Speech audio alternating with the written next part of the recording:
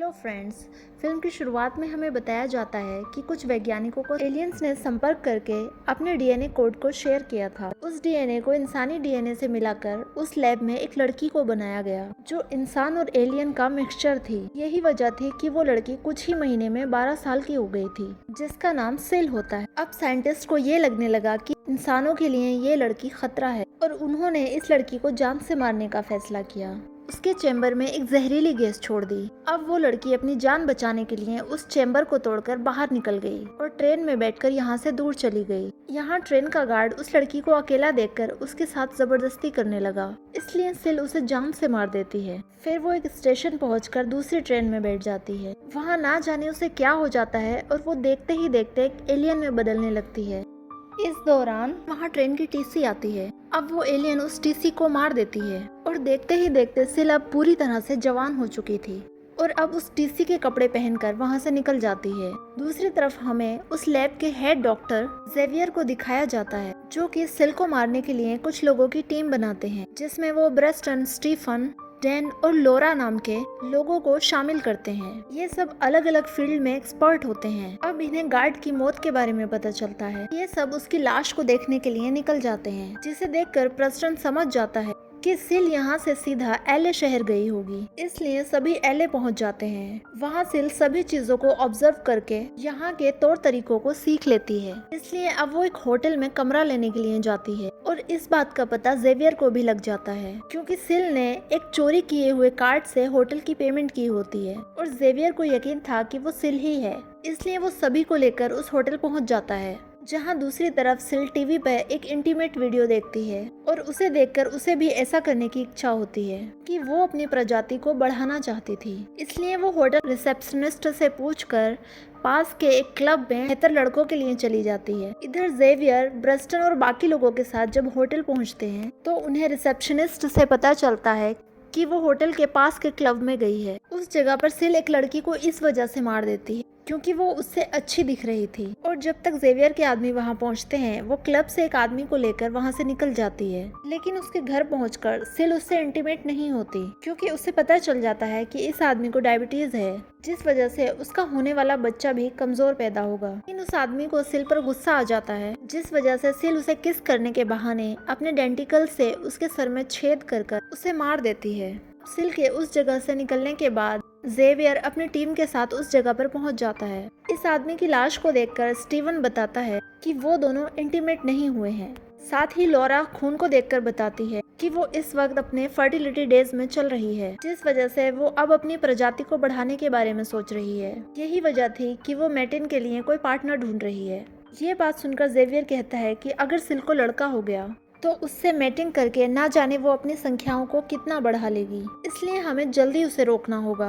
इधर सिल की टक्कर एक गाड़ी से हो जाती है और ये देखकर एक आदमी उसे तुरंत हॉस्पिटल लेकर जाता है, लेकिन डॉक्टर के कुछ करने से पहले ही सिल का फ्रैक्चर पूरी तरह से ठीक हो जाता है। ये देखकर डॉक्टर काफी हैरान होता है और अब सिल वहाँ से जाने लगती है और अब वो आदमी जो उसे हॉस्पिटल लेकर आया था वो उसे अपने घर ले जाता है। अब सिल भी यही चाहती थी ताकि वो उससे इंटीमेट हो सके। दूसरी तरफ एक्सीडेंट की खबर जेवियर और उसके लोगों को मिलती है तो वो तुरंत हॉस्पिटल पहुंचते हैं, जहां उस आदमी ने अपने कार्ड के जरिए बिल दिया था, इसलिए वो उस आदमी के कार्ड के डिटेल की मदद से उस आदमी के घर के लिए निकल जाते हैं। अब दूसरी तरफ सिल और वो आदमी इंटीमेट होने ही वाले थे, तभी सिल को जेवियर और उसके लोगों के आने का एहसास हो जाता है, इसलिए वो उस आदमी को पानी में डुबाकर मार डालती है और उनके आने से पहले वहाँ से भाग जाती है। यहाँ वो बाहर जाकर एक लड़के से लिफ्ट लेती है। इस लड़की को सिल की यह हालत देखकर उस पर दया आ जाती है, क्योंकि उसे लगता है कि सिल की जान को खतरा है, इसलिए वो उसे अपने साथ लेकर वहाँ से चली जाती है। इस दौरान ब्रेस्टन और बाकी सबको उस आदमी की लाश पूल में मिलती है,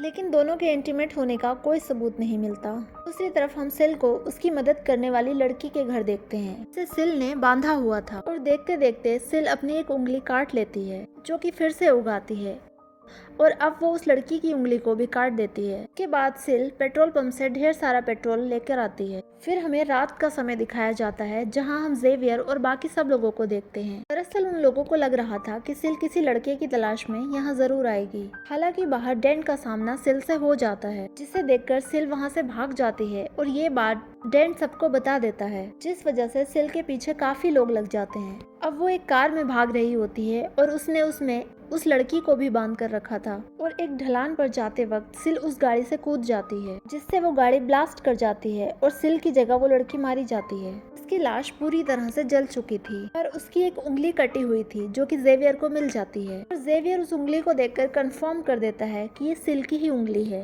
जिस वजह से उसे विश्वास हो जाता है कि सिल अब मर चुकी है और उनको लगता है कि वो कामयाब हो गए। दूसरी तरफ सिल अब अपने पूरे हुलिये को बदल लेती है ताकि उसे अब कोई पहचान ना पाए। इधर ब्रेस्टर और उसके साथी होटल में ही रुके थे, जो कि इस मिशन के कामयाब होने पर होटल में एक छोटी सी पार्टी करते हैं। इस दौरान प्रेस्टन और लोरा एक दूसरे के करीब आ जाते हैं और प्रेस्टन उसके रूम में जाकर उसके साथ इंटीमेट होने लगता है और उनके दरवाजे के बाहर सिल आ जाती है, जो उनकी आवाज़ों को सुनकर अराउज होने लगती है।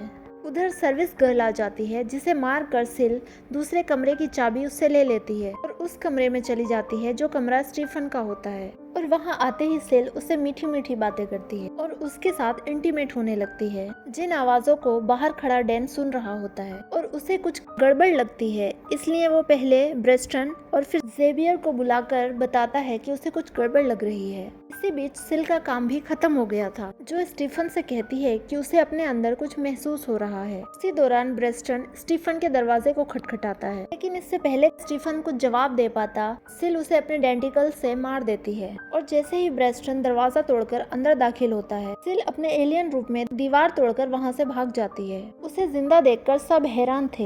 हालांकि जेवियर सबको बुला लेता है और ब्रेस्टन जब नीचे जाकर देखता है तो वो पाता है कि सिल लोहे के दरवाजे में होल करके निकल चुकी है, जो रास्ता सीवर लाइन की तरफ जाता है। इसीलिए वो सभी लोग फ्लेम थ्रोवर वाली गन लेते हैं, क्योंकि उसे जलाकर ही पूरी तरह से खत्म किया जा सकता था।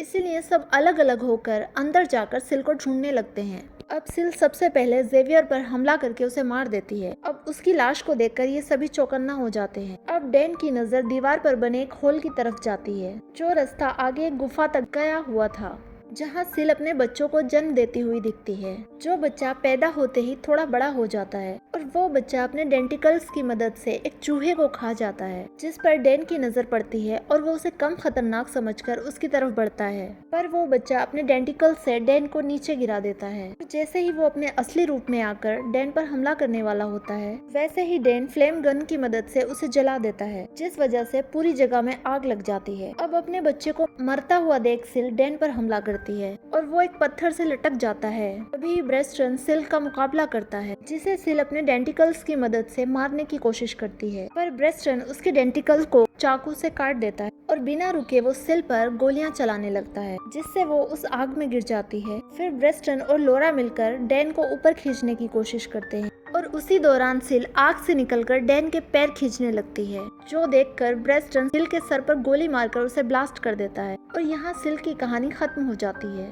और अब डैन को ऊपर खींचकर ये लोग यहाँ से निकल जाते हैं। इनके निकल जाने के बाद एक चूहा उन डेंटिकल्स को खा लेता है, जिसे ब्रेस्टन ने काटा था, और ये करने की वजह से उस चूहे का भी म्यूटेशंस हो जाता है और अब वो भी उन डेंटिकल्स की मदद से दूसरे चूहों का शिकार करके उन्हें खाने लगता है। और इसी सस्पेंस भरी एंडिंग के साथ ये मूवी यहीं पर एंड हो जाती है। फ्रेंड्स, मूवी काफ़ी इंटरेस्टिंग थी और इसका नेक्स्ट पार्ट भी काफ़ी इंटरेस्टिंग होने वाला है, इसलिए मेरे चैनल पर बने रहिए।